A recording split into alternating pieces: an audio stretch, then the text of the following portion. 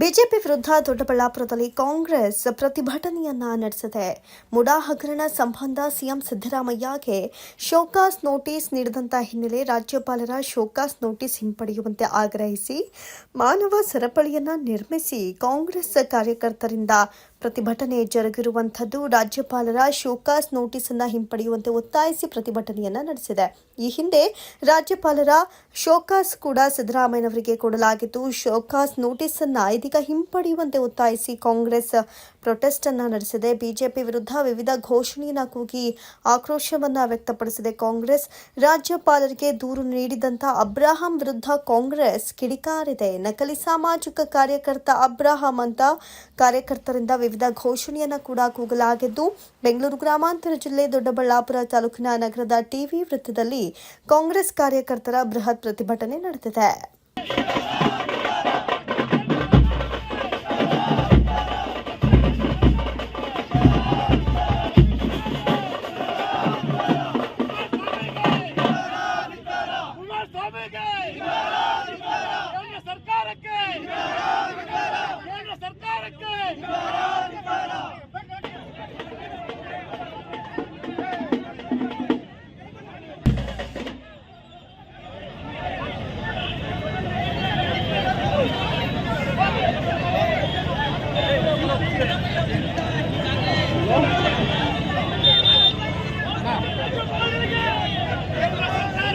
ఇప్పుడు censor news ఉన్నాయా?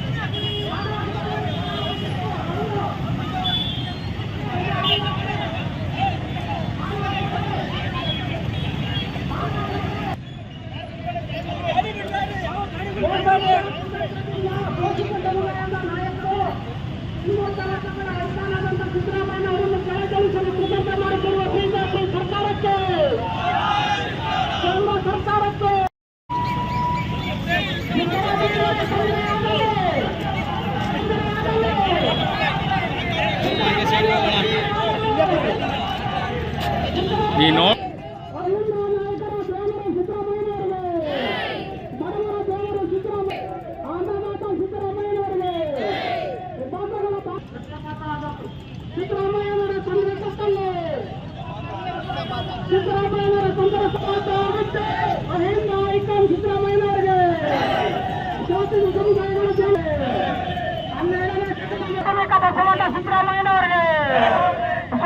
ಸಮುದಾಯಗಳ ನಾಯಕ ಸಿದ್ದರಾಮಯ್ಯ ಸಮುದಾಯಗಳ ನಾಯಕ ಸಿದ್ದರಾಮಯ್ಯನವರೇ ಸಮುದಾಯಗಳ ನಾಯಕ ಸಿದ್ದರಾಮಯ್ಯನವರೇ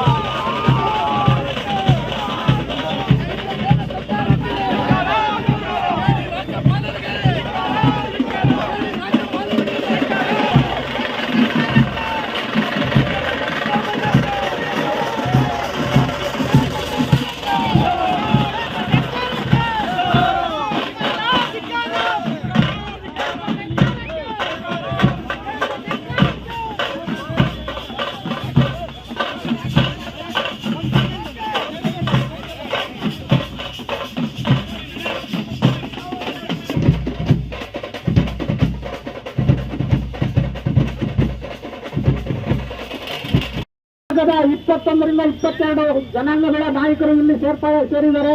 ದೂರವಾಣಿ ಸಂಪರ್ಕದಲ್ಲಿ ನಾನು, ಕೃಷ್ಣಮೂರ್ತಿ ಅವರು, ಗೋಪಾಲ್ ನಾಯ್ಕ ಅವರು, ನಮ್ಮ ಮುನಿಕೃಷ್ಣಪ್ಪನವರು, ಎಲ್ಲ ಯಾರು ಅರೆಸ್ಟ್ ಮಾಡಿ ಜೈಲಿಗೆ ಕಳಿಸಿದ್ರು. ಆ ಪ್ರಕರಣದಲ್ಲಿ ಸುಪ್ರೀಂ ಕೋರ್ಟ್ ಕೇಂದ್ರ ಸರ್ಕಾರ ಜಿಮ್ಮಾರಿ ಹಾಕಿ ಇತ್ತೀಚೆಗೆ ಅವರನ್ನು ಬಿಡುಗಡೆಗೊಳಿಸಿದೆ. ಅದೇ ರೀತಿ ಬೆಂಗಳೂರು ಗ್ರಾಮಾಂತರ ಜಿಲ್ಲೆಯ ಎಲ್ಲ 4 ತಾಲೂಕುಗಳ ಪರವಾಗಿ ಇವತ್ತು 4 ತಾಲೂಕುಗಳು ಸೇರಿ ಇವತ್ತು ದೊಡ್ಡಬಳ್ಳಾಪುರದ ಈ ಅಂಬೇಡ್ಕರ್ ವೃತ್ತದ ಬಳಿ ಈ ಪ್ರತಿಭಟನೆಯನ್ನು ಮಾಡಿದ್ದೇವೆ. ಈ ಪ್ರತಿಭಟನೆ ಯಶಸ್ವಿಯಾಗಿ ಅಂತೂ ನಡೆದಿದೆ ಅಂತ ತಮಗೆಲ್ಲ ಗೊತ್ತಿದೆ. ಇವತ್ತು ಈ ರಾಜ್ಯದಲ್ಲಿ, ಈ ರಾಷ್ಟ್ರದಲ್ಲಿ ಒಬ್ಬ ಯಾವಾರಾದರೂ ಧೀಮಂತ ನಾಯಕ ಬಡವರ ಪರವಾಗಿ, ದೀನದಲಿತರ ಪರವಾಗಿ, ಅಲ್ಪಸಂಖ್ಯಾತರ ಪರವಾಗಿ, ಎಲ್ಲ ಕೆಳವರ್ಗದವರ ಪರವಾಗಿ ಸೇವೆ ಮಾಡ್ತಕ್ಕಂಥ ಒಬ್ಬ ಯಾರಾದರೂ ಮುಖ್ಯಮಂತ್ರಿ ಇದ್ದರೆ ಅದು ಸಿದ್ದರಾಮಯ್ಯನವರು ಅಂತ ಹೇಳಲಿಕ್ಕೆ ನಾನು ಇಚ್ಛೆ ಪಡ್ತೇನೆ. ಅಂಥ ಒಬ್ಬ ಸಿದ್ದರಾಮಯ್ಯನ ವರ್ಚಸ್ಸಿನ ನಾಯಕನನ್ನು ತೇಜೋವಧೆ ಮಾಡಬೇಕು ಅಂತೇಳಿ ಭಾರತೀಯ ಜನತಾ ಪಕ್ಷ ಮತ್ತು ಜಾತ್ಯತೀತ ಜನತಾದಳದ ಮುಖಂಡರುಗಳ ಕುತಂತ್ರದಿಂದ ಇವತ್ತು ರಾಜ್ಯಪಾಲರ ಹತ್ರ ಶೋಕಾಸ್ ನೋಟಿಸನ್ನು ಇಶ್ಯೂ ಮಾಡಿಸಿದ್ದಾರೆ. ಇದು ಖಂಡನೀಯವಾದ್ದು. ಇದನ್ನು ಇದೇ ರೀತಿ ಮಾಡಿದ್ದೇ ಆದರೆ ಮುಂದಿನ ದಿನಗಳಲ್ಲಿ ರಕ್ತ ಕ್ರಾಂತಿಯಾದರೂ ಸರಿ ಸಿದ್ದರಾಮಯ್ಯನವರ ಬೆನ್ನಿಗೆ ಇಡೀ ನಾಡಿನ ಜನ, ಸಮಸ್ತ ಜನ ಇರ್ತಾರೆ ಅಂತೇಳಿ ಈ ಸಂದರ್ಭದಲ್ಲಿ ಹೇಳಲಿಕ್ಕೆ ಇಚ್ಛೆ ಪಡ್ತಾನೆ. ಇವತ್ತು ಜಿಲ್ಲೆಯ ಮೂಲೆ ಮೂಲೆಗಳಿಂದ ಬಂದಿರತಕ್ಕಂಥ ಎಲ್ಲ ನಮ್ಮ ಶೋಷಿತ ಸಮುದಾಯದ ಬಂಧುಗಳು, ಅಹಿಂದ ಸಮಾಜದ ಬಂಧುಗಳು, ಎಲ್ಲ ಕೆಳವರ್ಗದ ಬಂಧುಗಳು, ಮಹಿಳೆಯರು, ಯುವಕರು ಎಲ್ಲರೂ ಬಂದಿದ್ದೀರಿ. ಅವರೆಲ್ಲರಿಗೂ ಸಹ ಈ ಸಂದರ್ಭದಲ್ಲಿ ಎಲ್ಲ ಸಂಘಟನೆಯ ಪರವಾಗಿ ನಾನು ಹೃದಯಪೂರ್ವಕವಾದ ಅಭಿನಂದನೆಯನ್ನು, ಕೃತಜ್ಞತೆಯನ್ನು ತಿಳಿಸ್ತೇನೆ. ಅದೇ ರೀತಿ ಮಾಧ್ಯಮದ ಗೆಳೆಯರು ಬಹುಸಂಖ್ಯೆಯಲ್ಲಿ ತಾವೆಲ್ಲ ಬಂದಿದ್ದೀರಿ. ಇಲ್ಲಿ ನಡೆದಂಥ ಎಲ್ಲ ವಿಚಾರಗಳನ್ನು ನೀವು ಪ್ರಸಾರ ಮಾಡೋರಿದ್ದೀರಿ. ನಿಮಗೂ ಸಹ ನಾನು ಈ ಸಂದರ್ಭದಲ್ಲಿ ಹೃದಯಪೂರ್ವಕವಾದ ಅಭಿನಂದನೆಯನ್ನು ಮತ್ತು ಕೃತಜ್ಞತೆಯನ್ನು ತಿಳಿಸಿ ನನ್ನ ಈ ಮಾತನ್ನು ಮುಗಿಸ್ತೇನೆ. ಜೈ ಹಿಂದ್, ಜೈ ಕರ್ನಾಟಕ, ಜೈ ಸಿದ್ದರಾಮಯ್ಯ. ಬೆಂಗಳೂರು ಗ್ರಾಮಾಂತರ ಜಿಲ್ಲೆಯ 4 ತಾಲೂಕುಗಳಿಂದ ಅಹಿಂದ ಸಂಘಟನೆಗಳ ಒಕ್ಕೂಟ ಮತ್ತು ಶೋಷಿತ ಸಮುದಾಯಗಳ ಒಕ್ಕೂಟದ ವತಿಯಿಂದ ಸಾಂಕೇತಿಕವಾಗಿ ಈ ದಿನ ಪ್ರತಿಭಟನೆ ಮಾಡಿದ್ದೀವಿ. ರಾಜ್ಯಪಾಲರು ಈ ತಕ್ಷಣ ಶೋಕಾಸ್ ನೋಟಿಸನ್ನು ವಾಪಸ್ ಪಡ್ಕೊಂಡು ಇದು ಪ್ರಕರಣ ಸುಖಾಂತ್ಯ ಆಗ್ತದೆ. ತಪ್ಪಿದಲ್ಲಿ ಪ್ರಾಸಿಕ್ಯೂಷನ್ಗೆ ಏನಾದರೂ ಅನುಮತಿ ಕೊಟ್ಟಲ್ಲಿ ಇದು ಹೋರಾಟ ಉಗ್ರ ರೂಪ ತಾಳ್ತದೆ.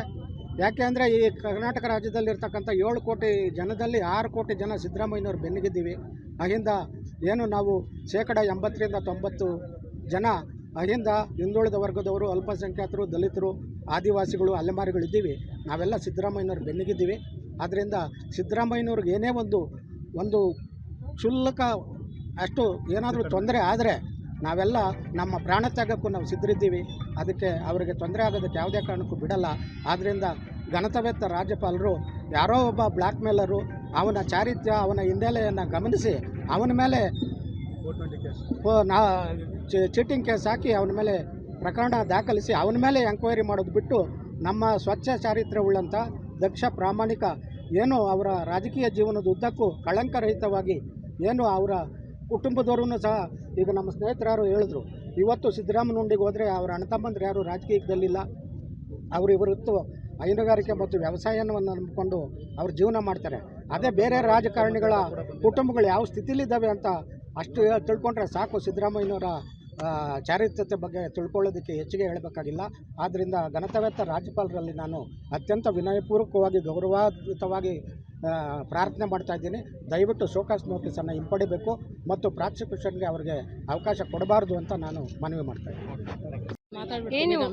ಇವತ್ತು ನಮ್ಮ ಕೋಟ್ಯಾಂತರ ಅಭಿಮಾನಿಗಳಾಗಿ ಅವರು ದೇವತಾ ಮನುಷ್ಯ ಅಂತಾನೆ ಅವರನ್ನು ಕೆಲವಾರು ಮನೆಯಲ್ಲಿ ದೇವರು ಅಂತಾನೆ ಪೂಜೆ ಮಾಡ್ತಾರೆ. ಅಂಥ ಮುಖ್ಯಮಂತ್ರಿಗಳ ಮೇಲೆ ಪಿತೂರಿ ಮಾಡಿ ಅವರ ಮೇಲೆ ಅಪರಾಧ ಅಂದರೆ ಆರೋಪವನ್ನು ಮಾಡ್ತಿದ್ದಾರೆ. ಅವರನ್ನು ಖಂಡಿಸಿ ನಾವು ಇನ್ನೂ ವಿರೋಧ ಮಾಡಿ ಹೋರಾಟ ಮಾಡ್ತೀವಿ. ಜೊತೆಗೆ ನಡೆದಂಥ ಸರ್ಕಾರ ನಮ್ಮದು ಸರ್ಕಾರ ಕಾಂಗ್ರೆಸ್ ಸರ್ಕಾರ, ಅದು ನಮ್ಮ ಸಿದ್ದರಾಮಯ್ಯ ಅವರು ಯಾವುದೇ ರೀತಿ ಒಂದು ಕಳಂಕ ಇಲ್ಲದೆ ಅವರನ್ನು ಸರ್ಕಾರ ನಡೆಸ್ತಾ ಇರೋ ಕಾರಣಕ್ಕೆ ಅವರಿಗೆ ಕಳಂಕ ಬರಬೇಕು ಅಂತ ಈ ಆರೋಪಗಳನ್ನು ಹೊರಿಸಿ ಅವ್ರ ಮೇಲೆ ಹಾಕ್ತಿದ್ದಾರೆ. ಕೋಟ್ಯಾಂತರ ಅಭಿಮಾನಿಗಳು ಅವರನ್ನು ಸುಮ್ಮನೆ ಬಿಡಲ್ಲ, ಆರೋಪ ಮಾಡ್ತಾ ಇರೋರನ್ನ ಹೋರಾಟ ಮಾಡ್ತೀವಿ. ಸಿದ್ದರಾಮಯ್ಯ ಅವ್ರಿಗೋಸ್ಕರ ನಮ್ಮ ಪ್ರಾಣವನ್ನಾದರೂ ಕೊಟ್ಟು ಹೋರಾಟ ಮಾಡ್ತೀವಿ, ಅವ್ರಿಗೋಸ್ಕರ ಓಡಾಡ್ತೀವಿ. ದೀನ ದಲಿತರ ಬಂದು ನಮ್ಮ ಸಿದ್ದರಾಮಯ್ಯನವ್ರ ಮೇಲೆ ಇವತ್ತು ಆರೋಪನ ಹೊರಿಸ್ತಾ ಇರೋಂಥ BJP ಸರ್ಕಾರಕ್ಕೆ ಮತ್ತು JDS ಪಕ್ಷಕ್ಕೆ ನಮ್ಮ ಹೆಣ್ಮಕ್ಳ ಕಡೆಯಿಂದ ನಮ್ಮ ರಾಜ್ಯದ ಹೆಣ್ಮಕ್ಳ ಕಡೆಯಿಂದ ಧಿಕ್ಕಾರ ಕೂಗ್ತಾ ಇದ್ದೀವಿ. ಇವತ್ತು ನಮ್ಮ ಸಿದ್ದರಾಮಯ್ಯನವರು 40 ವರ್ಷದ ರಾಜಕೀಯ ಜೀವನದಲ್ಲಿ ಒಂದು ಕಪ್ಪು ಚುಕ್ಕೆ ಇಲ್ಲದೆ ನಡ್ಸ್ಕೊಂಬಂದಂತಹ ಒಬ್ಬ ಅದ್ಭುತವಾದಂಥ ಧೀಮಂತ ನಾಯಕ ಅವರು.